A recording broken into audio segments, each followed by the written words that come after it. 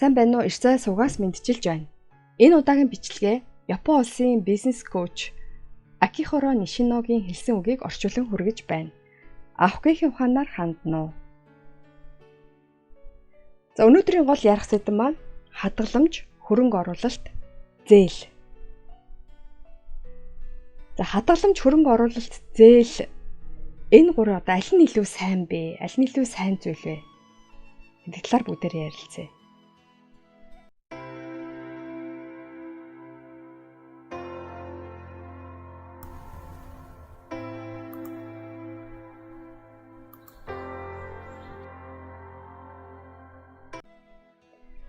За ингээд ажил хийгээд эсвэл бизнес хийгээд мөнгө олохороо ер нь бол тэ мөнгө олвол хоримтлуулаарай гэдгээ. За тэгвэл нэгдүгээр бүгдээрээ энэ зүйлийн талаар ярьсан. Мөнгө хадгалах одоо жишээ авъя тийм ээ. За жишээлбэл одоо аав нь хүүдээ за өдөр бүр аяг угаавал 1000 төгрөг өгнө. За аягаа бол ямар ч аргаар угааж болно тийм ээ. Ямар ч байсан аяг угаасан байх хэрэгтэй. Аяг угаавал 1000 төгрөг өгнө гэж одоо хүүтэйгээ тохиролцсон байна. За ингээд 100 өдөр угаавал 100,000 төгрөг. Нэг жилийн 365 өдөр угаавал нэг жилд 365,000 төгрөгтэй болно гэсэн үг тийм ээ. Нэг жилд 365,000 төгрөгтэй болно. За тэгвэл одоо яг нэг жилд олох мөнгө маань тэг хадгалаад ингээд хоримтлуулж байх юм бол нэг жилд олох мөнгө маань 365,000 төгрөг болно гэдэг нь. За энэ нь бол болж байна. За хоёрдугаар жишээ авч үзье. Хоёрдугаар хөрөнгө оруулалтын жишээ. За 100 өдөр аяг угаагаад 100,000 төгрөгтэй болохоро аяг угаагч авъя. 100 өдөр аяг угаагаад 100,000 төгрөг болохоор аяг угаагч авъя. За аяг угаагч ямар ч байсан тийм ээ тэр аягаа угаах гараараа угаана уу, агаагчаар угаана уу тийм ээ. Үр дүн угаасан байх ёстой учраас одоо өөрийнхөө ажилд ийм одоо хөрөнгө оруулалт хийлээ.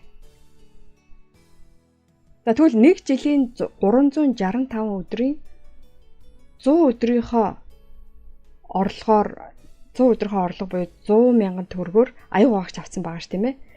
За тэгвэл 100 өдрийн хөдөлмөр хөлөмглөөд ингээд өнгөрсөн гэсэн үг тийм ээ. Одоо үлдсэн нь 265 өдөр үлдсэн.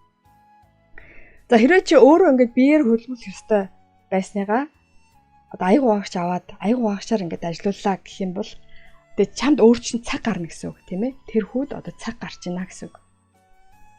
Тэгвэл цаг гарсан учраас дахиад мөнгө олох ажил хийж болно. За тэгээд тэр нь одоо жишээл юу яаж болох вэ гэхээр тийм одоо аавынхаа мөрөнд массаж хийгээд одоо тэрийнхээ төлбөрт 1000 төгрөг олж олно тийм ээ. 1000 төгрөг олж олно. Энэ бол жишээ шүү, жишээ тийм ээ. За ингээд өдөр бүр аяг угаасны 1000 төгрөг, мөрөнд массаж хийсний 1000 төгрөг. Ингээд өдрийн орлого маань 1000 дээр нэмэх нь 1000 гээд 2000 төгрөг боллоо. 2000 төгрөгийн орлоготой боллоо. За тэгвэл тэр өөрийнхөө одоо ажилд хөрөнгө оруулалт хийснээрээ нэг жилд ямар одоо мөнгө олох вэ? Хэдэн төгрөг олох вэ гэхэлэр тийм ээ. За ингээд 100 өдрийнхөө орлогоор тийм ээ 100 өдрийнхөө орлого 100,000 төгрөгөөр аяг угаагч авсан байгаа ш тийм ээ. За тэгвэл 365-аас 100 өдрийг хасах юм бол 265 өдөр үлдчихэж байгаа тийм үү.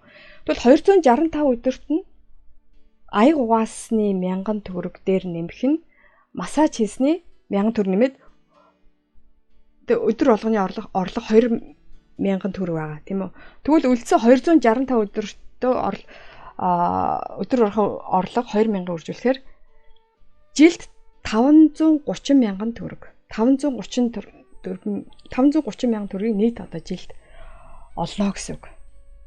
За энэ бол одоо яг өөрийнхөө ажил тийм ээ хийж байгаа одоо ажил буюу бизнес хөрөнгө оруулаад одоо энэ мөнгийг олж байна. За энэ бол мэдээж одоо Ирсээ сууг хамтдаа суралцъя. Тийм ээ. За тэгвэл эхний одоо хоёр зүйлийг ярьлаа. Нэг нь хадгаламж, нөгөөх нь хөрөнгө оруулалт. Энэ тухай ярьлаа тийм ээ, жишээ авч ярьлаа. За гурав дахь нь энэ гурвын аль нь илүү сайн бэ гэсэн ш тийм ээ. Аль нь илүү сайн бэ гэдэгт жишээлбэл гурав дахьд зээл авах буюу одоо өртөө байна гэж одоо ерөөсө байж болохгүй зүйлээ. Ер нь бол өөр таах хэрэггүй, зээл авах хэрэггүй гэж ингэж олон хүмүүс ярьдаг, тийм үү? За тэгвэл энийг одоо жишээгээр бүгдээрээ одоо ойлгох гээд оролдоод үзье, тайлбарлах гээд оролдоод үзье. За 3 дугаар зээл давхар яах вэ? За тэгвэл эхлээд хэрвээ одоо яг энэ мөнгө санхүүгийн одоо яг мэдлэгтэй байлаа гэж бодох тийм ээ. Эхлээд аваасаа 100,000 төгрөг зээлээд аяг угаагч авчна. Одоо бүр яг жилийн эхнээс тийм ээ. Эхлээд аваасаа 100,000 төгрөг зээлээд аяг угаагч аавна. Тэгвэл эхнийхээ өдрөөс л угаагчаа ажилуулад эхэлнэ. Эхний өдрөөс. Тэгэхээр ямар ч байсан үр дүн аяг угаасан байх ёстой учраас тийм ээ. Чи өөрөө угаах уу, аяг угаагчаар угаах уу? За тэгвэл мөнгө аваасаа мөнгө зээлээд 100,000 төгрөгөөр аяг угаагч аваад эхний өдрөөс л одоо угаагч ажиллаж ашиглаа гэж чамд өөр чинь цаг гарна тийм үү? Тэр цаг гарч байгаа учраас аяг угаах 1000 төгрөг, массаж хийх 1000 төгрөг. Ингээд өдөрт 2000 төгрөгийн орлоготой байлаа гэж бодё тийм ээ. За тэгвэл нэг жилд олох мөнгө маань хэд болох вэ гэхээр эхнээсээ л зээл авсан учраас тийм ээ 365 өдрөө 2000 төгрөг үржүүлэхээр 730,000 төгрөгтэй болно. За эндээс 730,000 төгрөгтэй болохоор тэр зээл авсан 100,000 төгрөг зээлээ төлнө шүү дээ тийм ээ. Тэгэхээр 730-аас асах нь 100,000 төгрөг гэхээр 630,000 төгрөг жилд олно. Хэрвээ чи зээл аваад одоо бизнес эхлүүлсэн тохиолдолд. За тэгвэл аль нь илүү сайн бэ гэдэг ингээ бүгдээр харьцуулаад үзье. Хадгаламж тийм ээ өдөр одоо 1000 төгрөг болоод хадгалаад ахад 365,000 төгрөг болно гэсэн. За хөрөнгө оруулалт хийхэд 530,000 төгрөг болно.